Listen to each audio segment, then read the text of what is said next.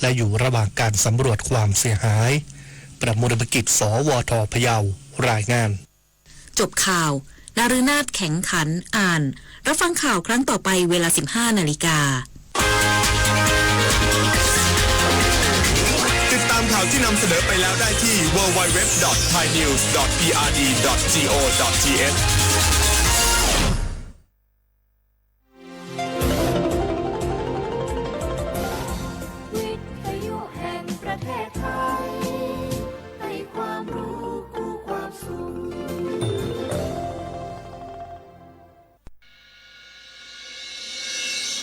สถานีวิทยุกระจายเสียงแห่งประเทศไทยจังหวัดเชียงใหม่ AM 1476 กิโลเฮิรตซ์สถานีวิทยุภาคภาษาชาติพันธุ์แห่งเดียวในประเทศไทยที่มีความทันสมัยเชื่อถือได้สร้างอัตลักษณ์กลุ่มชาติพันธุ์สู่สากล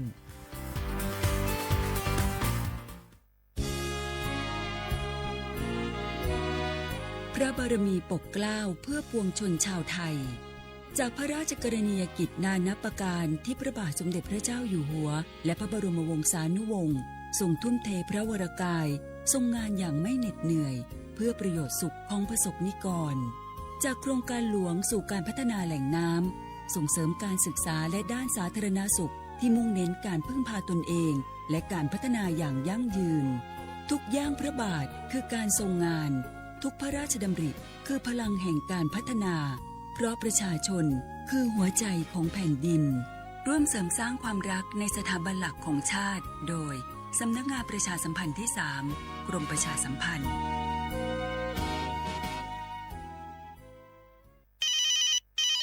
ฮัลโหลสวัสดีครับสวัสดีค่ะจากไหนครับคุณคือผู้โชคดีที่ได้รับเงินสด1 ล้านบาทแต่ต้องโอนค่าธรรมเนียมมาก่อน 5,000 บาทนะคะหลังจากนั้นทางเราจะทำการโอนเงินกลับไปให้ค่ะจริงเหรอครับงั้นเดี๋ยวผมโอนค่าธรรมเนียมไปให้นะครับขอเลขบัญชีด้วยครับได้ค่ะคุณโชคดีมากนะคะรีบโอนค่าธรรมเนียมมาก่อนได้เลยค่ะหยุดก่อนนายจะเชื่อจริงๆหรอนี่มันหลอกกันชัดเลยฮะจริงเหรอหลอกยังไงอะนั่นสิเธอลองคิดดูสิว่าเราจะได้รับเงินล้านจากอะไรล่ะในเมื่อไม่ได้ไปเสี่ยงโชคหรือลุ้นรางวัลอะไรเลยจำไว้ไม่มีใครให้เงินเราฟรีๆโดยที่เราไม่รู้ตัวหรอกนะแถมยังให้โอนค่าธรรมเนียมไปให้ก่อนอีกคุณคะเราไม่ได้โกงนะคะโอนมาก่อนเดี๋ยวพิสูจน์ได้ค่ะไม่เอาละผมไม่เชื่อไม่โอนไม่คุยด้วยละกลโกงมีทุกที่จำให้ขึ้นใจอย่าเชื่ออย่าคุยอย่าโลภอย่าโอนด้วยความปรารถนาดีจากสำนักงานประชาสัมพันธ์ที่ 3 กรมประชาสัมพันธ์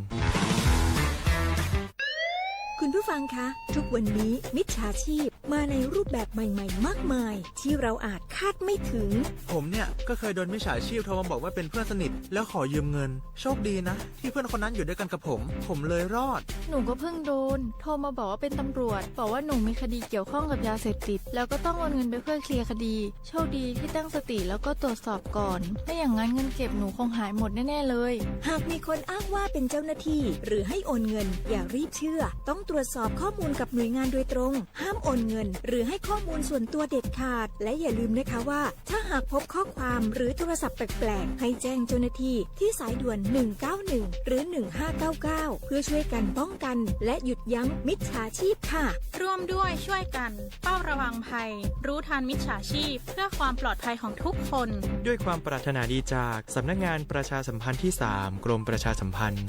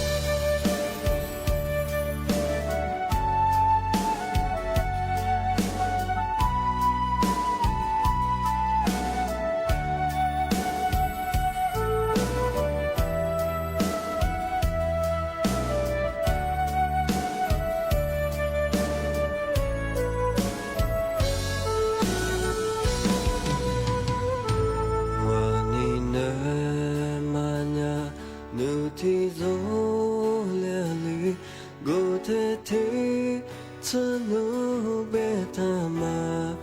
minne kelengwa nimete tacha wanima kuwa nube kelengwa mamele henima shala ngatanu tizo miliwo ngazakwa numate pemada manu seseke ngate lubita nu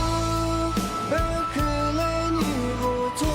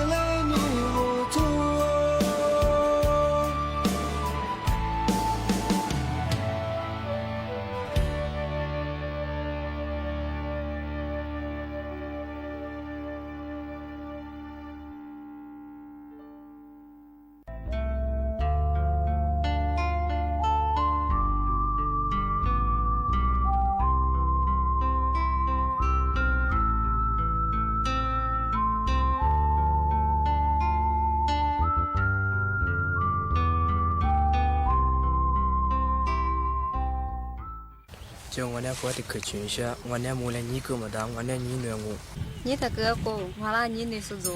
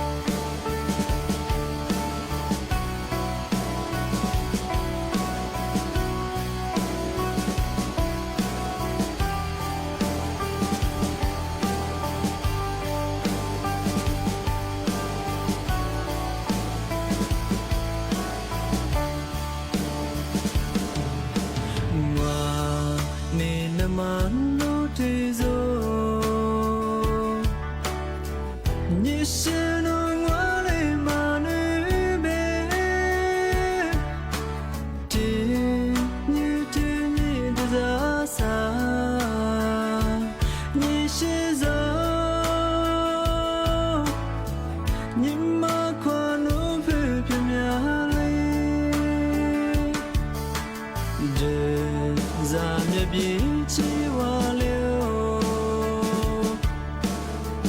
니네 소도 비비그라 와냐리와세 니시소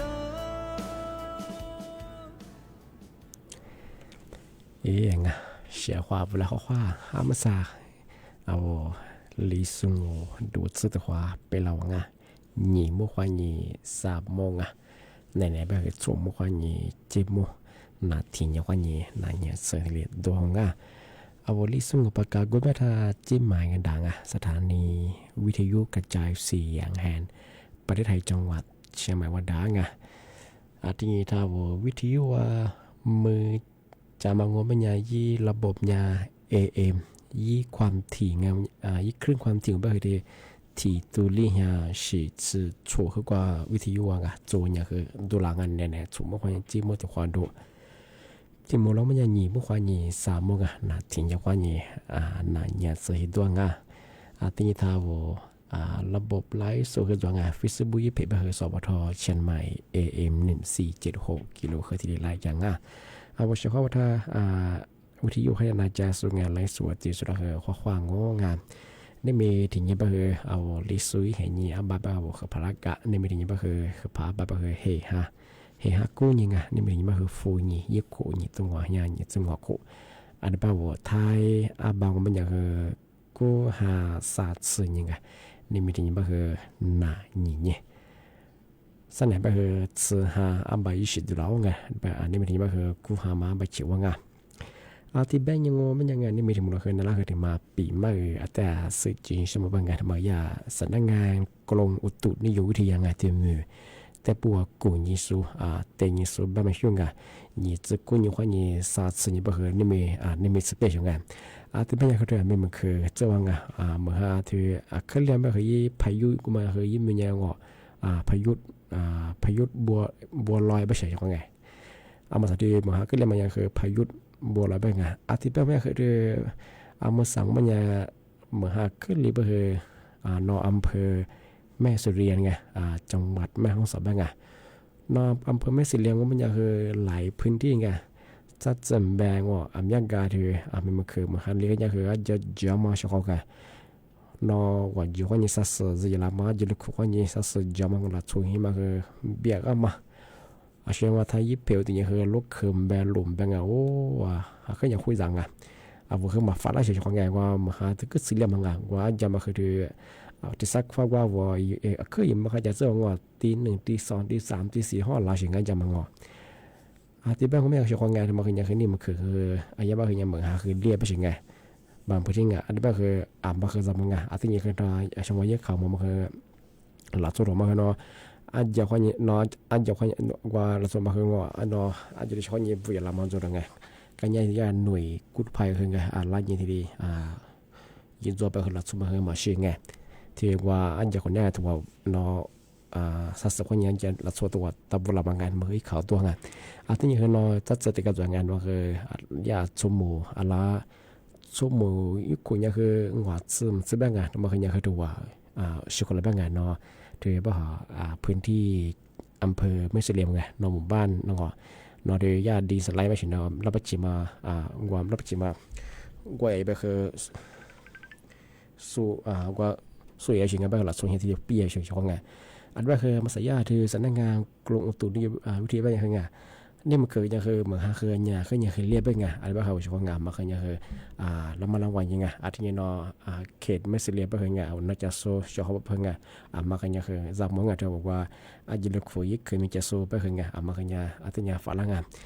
ที่บางว่าไม่เนาะอำเภอเวียงแห่คือไงอำเภอเวียงก็คือโอ้ระยะหลักโซ่ก็ดิมิจำแบงไงโอ้จะจีบยามนี่เขาจังไงเนาะคือยังคือเหมือนหาคือเลี้ยงที่ยังคือหลักโซ่ยังคือ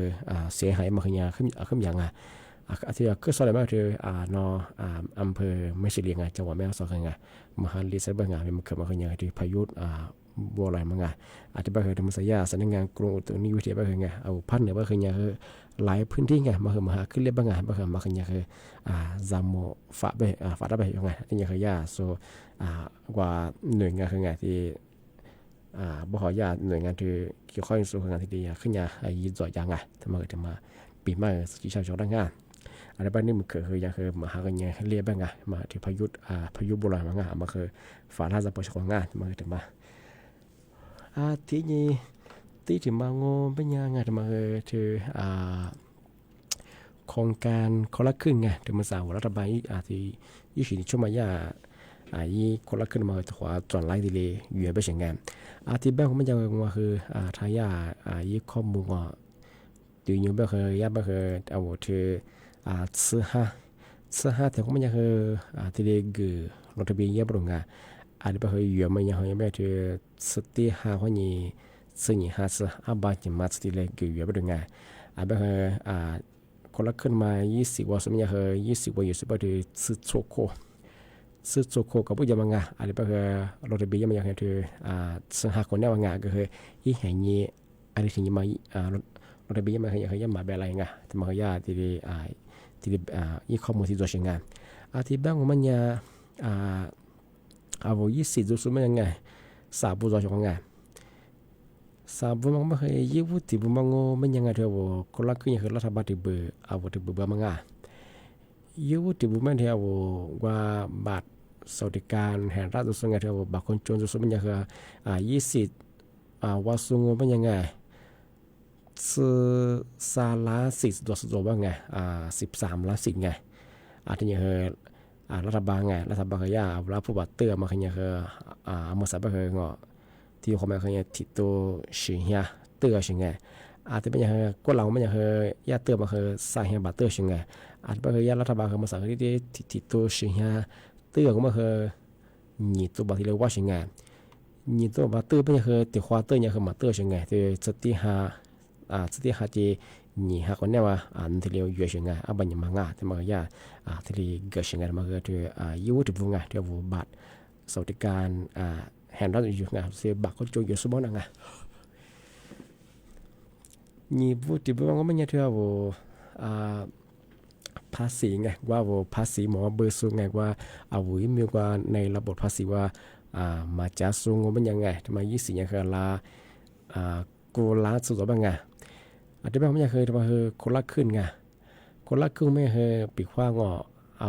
ที่เฮียเขาบอกว่าคือรัฐบาลวัดซื้อเบอร์เฉยไงที่บ้านเคยมาใส่ยากก็ไม่เคยไงที่ว่ามาละไงที่มาละคือหนีตัวบัตรที่เกิดไงที่เนี่ยครับว่าเยอะมากไม่เคยที่นี่มาคือไม่เกินไงหนีเฮียบามาเกิดกล้วยเจ๊บุรุษไงที่เนี่ยคือย่าหนีตัวกับมาคือเนี่ยบาหนีมาสวยอยู่เฉยไงสติหาที่ขวาซึ่งยี่ห้าที่ขวางจะมาคือที่เราบอกว่ามากกว่าภาษีมาบริสุทธิ์ไงที่ว่าในระบบภาษีว่ามาจากสุดไงที่มาคือหนีตัวบัตรที่เลยอ้วนบ้างไงหนีตัวอ้วนก็คือที่ขวาอ้วนยังคืองเอาบัญญัติมุเยอะเฉยไงสติหาจีซึ่งยี่ห้าที่ขวาอ้วนยังคือมาอ้วนซาบุที่ผมมาที่มาบอกว่าภาษีไงเอาภาษีบริสุทธิ์ว่ายิ่งมีว่าในระบบว่าจากส่งมันยังคืออะไรเนี่ยคือสติล้างว่ามันสะดวกไปยังไงที่เป็นอย่างคนละครึ่งว่ามันยังคือรัฐบาลเนี่ยที่ผมว่าคือที่ผมว่าคือหนีตัวลีเฮียที่เกิดยังไงที่มันว่าภาษีเบอร์สูงยิ่งมีว่าระบบว่าจุดสุดมันคือที่ผมว่าคือหนีตัวลีเฮียที่เรียกว่ายังไงที่เป็นคนยากที่เป็นไม่คือนี่ตัวนี้ยังว่าไม่เคยเนี่ยคือบัญญัติมาอ้วนใช่ไงมันก็บัญญัติมาอ้วนไม่เคยดูบัญญัติมาเยอะใช่ไงสติหาจีสิ่งหาจริงไงที่บ้านเนี่ยเคยมาเคยเนี่ยคือที่มาเคยวัยไม่เคยเนี่ยหนีเฮียบามาคือกู้เยอะไปไงไม่เกิน200 บาทไงแต่มาเคยเนี่ยคือที่นี่มาไงหนีเฮียมันกู้จริงไงที่บ้านเนี่ยที่บอกว่าภาษีวัยมีว่าในระบบภาษีว่ามาจากสุดเนี่ยเคยถือมาเคยหนีตัวบอกว่าใช่ไงว่าภาษีเบอร์โซว่าที่มีว่าในระบบว่าดับก็คือถือว่ามาเคยหนีตัวลิงเฮียที่เรียกว่าไงไอ้ก็คือเยอะไม่เคยยังเคยถึงมาเคยหนีเฮียมาคือกล้วยเจ๊บ่ถึงต่อวันไงที่บ้านงอไม่ยังรถทะเบียนยังงอไม่ยังคนละครึ่งยังไม่เคยถือก็ลามาหมอรถทะเบียนสุดบ้างรถทะเบียนคนละครึ่งยังเคยหนีการสุดบ้างสอนช่องทางยี่วุฒิกับไปถือเว็บไซต์เว็บไซต์คนละครึ่งมาคือวันนี้รถทะเบียนงานมาสามารถมาเปิดเองว่าเปิดที่มาคือย่าประกาศยังที่ถึงมางอไม่ยัง เอาก็ปีว่าโนเว็บไซต์ว่าโรถเบไปเยี่ยมก็ไม่ยังไงเอาบัตรประชาชนไงมาคือแต่ละไงที่ยังคือเอากรอกข้อมูลไงเอาข้อมูลส่วนตัวงอข้อมูลบุคคลมาที่เบอร์โทรศัพท์ไงที่นี่ก็คือเอาประกอบอีกก็คือรหัสยืนยันอย่างว่าเอาข้อความว่าไงเอาโทรศัพท์ว่า SEY ข้อความยืนยันส่งฝรั่งไงถึงมางานที่ติดกาวมันจะเอารถทะเบียนไงรถทะเบียนผ่านแอปพลิเคชันไงกระเป๋าตาว่าคือที่รีรถทะเบียนหน้าบุตรงานมาคือหนีกางเว็บไซต์คนละครึ่งติดกาที่นี่ที่รถทะเบียนผ่านแอปพลิเคชันไงเป๋าตาว่าคือที่รีรถทะเบียนหน้าบ้านไงมาคือหนีกางช่องงาที่แบงก์มันยังจะปีว่าอย่าอะไรดีมาคือรถทะเบียนมาคือสุดที่รีประกาศอย่างไงที่แบงก์มาใส่ย่าไปจะมาคือยึดข้อมูลอย่างคือที่เดี๋ยวฮอตไปยังไงเอาบัตรสวัสดิการอยู่ส่วนมันยังไงบางคนจะอยู่ส่วนยังคือติดตัวสิ่งที่เรียกว่าเป็นไงก็หลับก็คือจะเดินยังสาเหตุว่าสิ่งไงก็คือรัฐบาลติดตัวสิ่งที่ก็คือยี่เบียบจีไปคือหนีตัวหัวสิ่งไงที่แบงก์จะบอกว่าภาษีมาเบอร์สูงมาหมอเบอร์สูงเป็นไงว่าวิมีว่าในระบบว่ามาจากส่วนมันยังคือที่ว่าคือหนีตัวบอกว่าสิ่งไงคือบางอย่างมาอยู่ไงสุดที่หาจีสิ่งหาไงที่ยังมาคือหนีให้มาก็กุ้ยยังไงที่สาบุตรเพื่อเอาว่าภาษีเบอร์สูงวิมีว่าในระบบภาษีว่าจำไม่เคยตัวมาเคยหนีตัวลิงว่าสิ่งไงก็เคยยาวอยู่มาเคยคือที่ยังมาเคยหนีให้มาก็กุ้ยจะบ้างไงสุดที่หาจีสิ่งหาจีเนี่ยอันนี้ยังเคยที่อยู่กุ้ยจ้วงไงที่แบงก์มันยังจงหาจับปีข้อยายี่เห็นยี่ว่าเอาคนละขึ้นมาอะไรที่มาเกิดนอตเบย์จะไปไงซื้อเลยไปแต่ความที่ปีมากไงชอบนั่งที่แบงก์ยังไงเอามาสั่นนั่นคือหมึกว่าที่ขวาอย่างนั่ง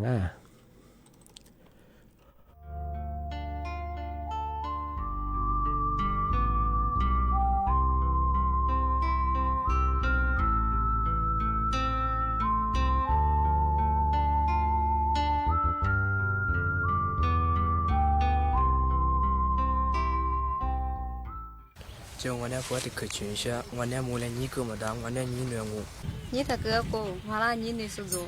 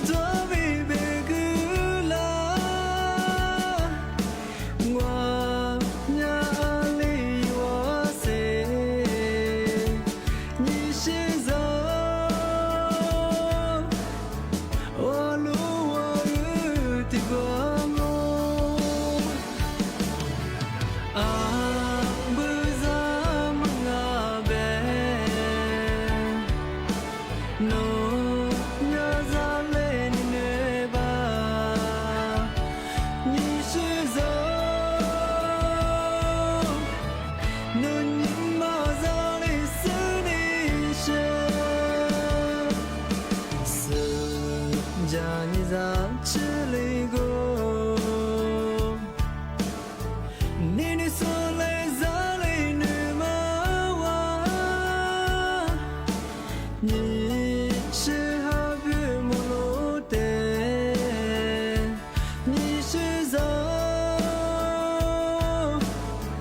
你别骂阿里阿威。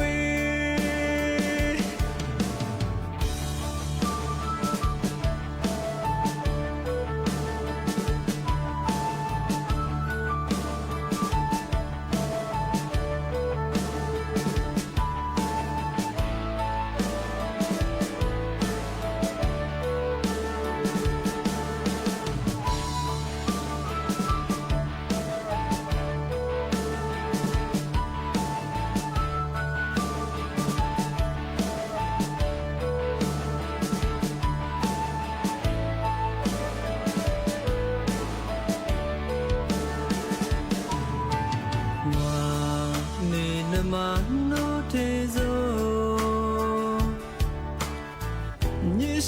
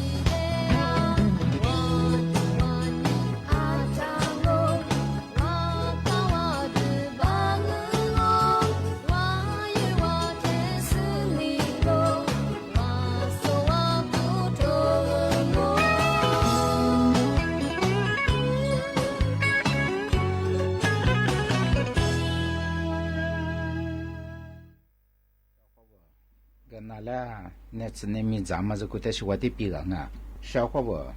那次别么呀，俺们和么在做什么中诶？那次的么么和呀，么有么大？那次的么和么吃自抓哎，那次别么呀，杂是做哎，美是做哎，阿的讲。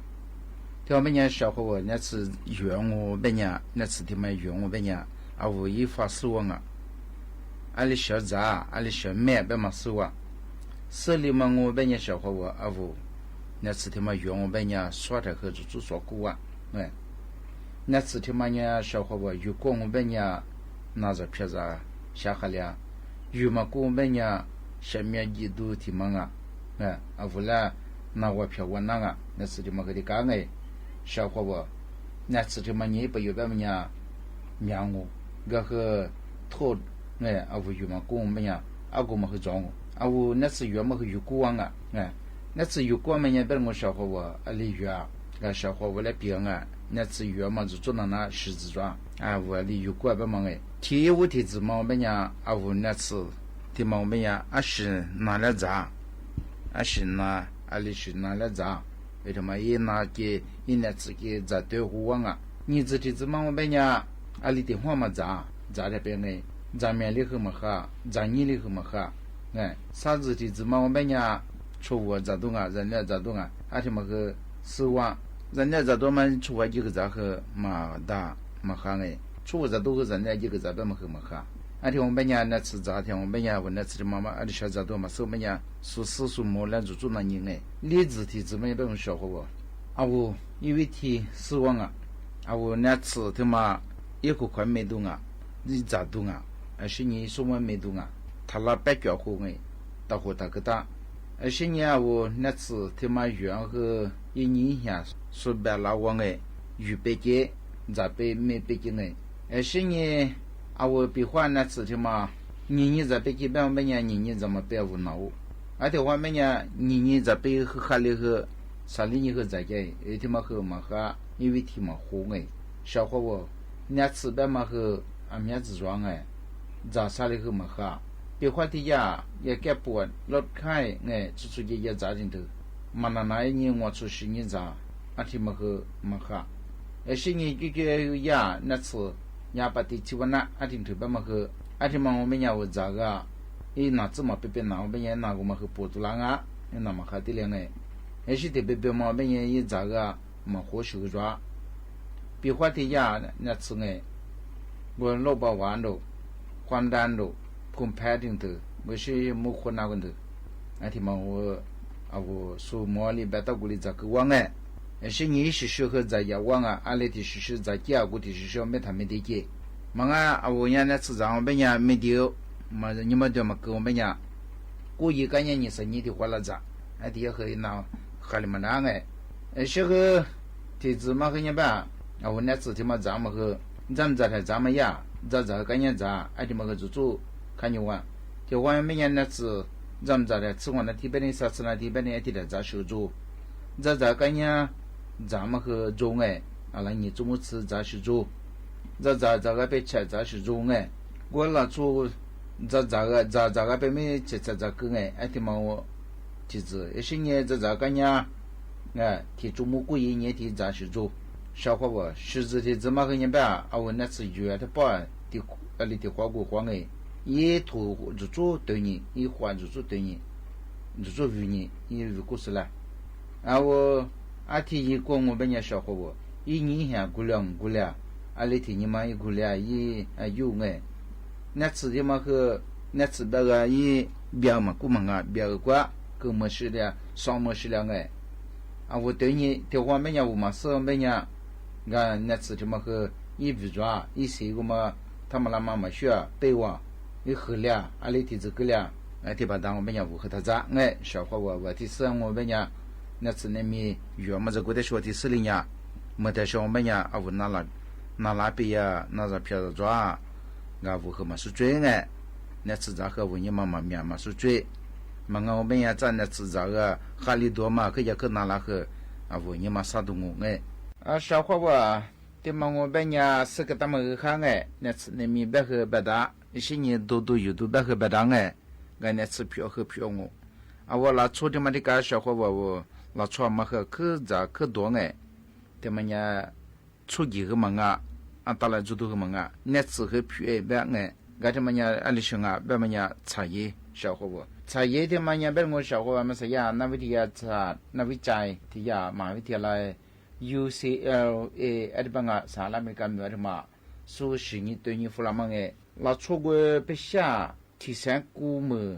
งัวตัวมาแล้ว茶叶个多啊，而且属于看你对你我别个茶叶嘛都没进来，茶叶多嘛我别人小伙我说的别个，天你啥个多嘛我别人维持来别个什么，我阿妈怕个了嘛，可嘛做了。กูมาจูกูมาแล้วกระดังอะไรบ้างไงช่วงนี้เป็นยาชาวเขาบอกว่าก็ยาศาสตราจารย์เลนออาหรับอะไรบ้างไงยาอาจารย์อายุรศาสตร์สิ่งนี้หมดแต่ชาวสูงไงนับเป็นนักศิษย์ชาวกูนี่สู้เปียแบบสิ่งนี้เราชูกูชาเขียวใช้ยี่จิมแบบใช้ยี่เนี่ยแบบไงกูใช้ยี่ตัวมั้งไงอะไรมองเป็นยาอามาพาเกลียมาขึ้นมาจุงอ่ะอามาพาแล้วเกลียมากระดังอะไรแบบงั้นที่มันคือชาวเขาคือมันจะชอบสุดที่เปียเป็นยางามแบบมันยาอาจุเนี่ยมาซึ่งก็คือสุดที่เปียเนี่ยอาลามังมังมาซึ่งก็คือสิ่งนี้ใช้แบบมันเนี่ยมาซาอาวุธชุบแบบมันเนี่ยมาคือตัวที่แบบมันเนี่ยใช้อะไรแท้ก็ตัวเราชอบกูมาเป็นเนี่ยอาชีพเป็นเนี่ยมาผ่านมากลีมันเนี่ยละเบดาชาวเขาว่าอาชีพเป็นเนี่ยใช้ดูส่วนเป็นเนี่ยที่กูมาซื้อ一次ที่กูมาจงอาตัว这一时在和มา治疗被这不多这呢เราชอบอามาเพิ่มมากลีใช่เปียง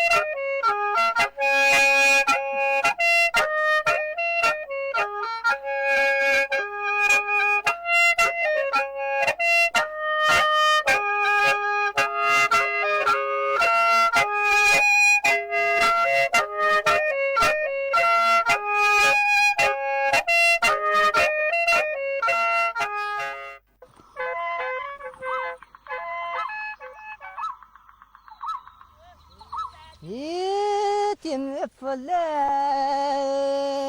几天你休说，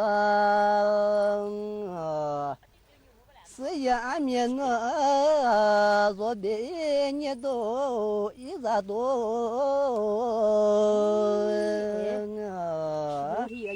啊，天爷。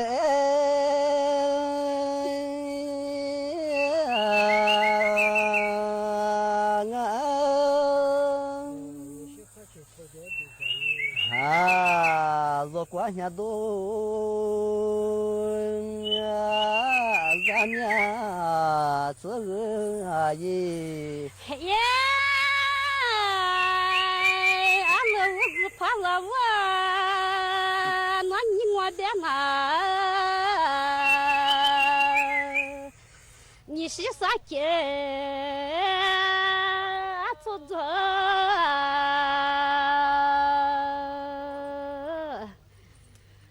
đi ra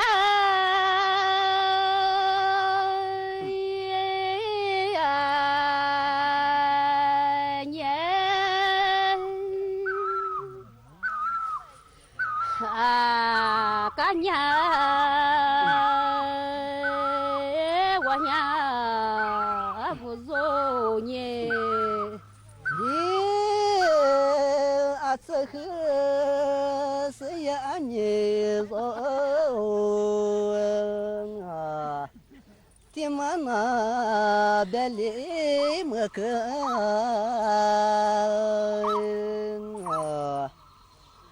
cho đại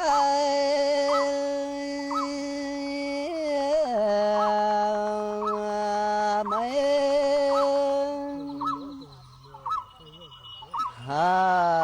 mưa đi mưa ra tuyệt đâu là lướt ra tí ra như xí xa kia rồi mua rồi mà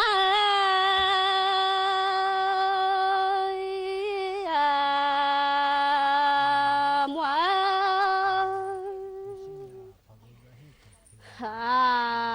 cả nhà rồi rồi mà giờ tìm lúa sấy mì rồi你现在呢？天天见来跑步，一坐下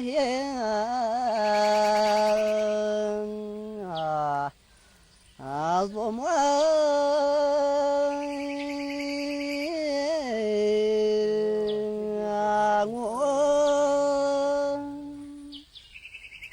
我这边嘛木。嘿嘿，阿哥姐嘛，路是自然，你啥了过年我，天里一直走，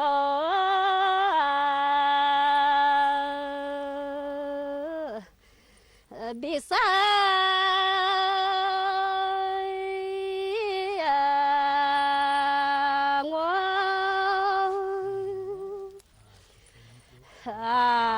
天里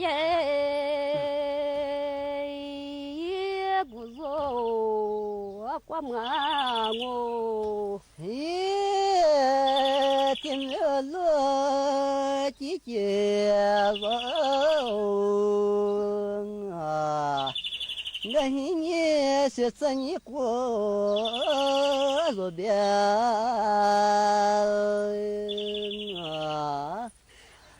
他的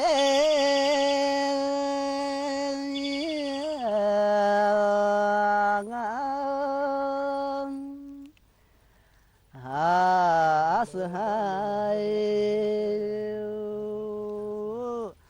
做光他的乐不着忙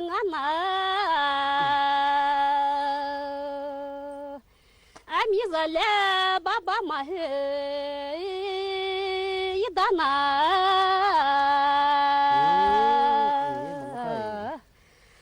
y tha he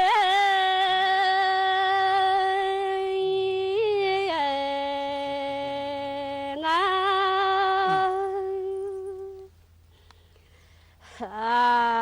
ma te kwa ma tha te do tìm hiểu sự an như giờ เราต้องรักษาพัฒนาและส่งเสริมผล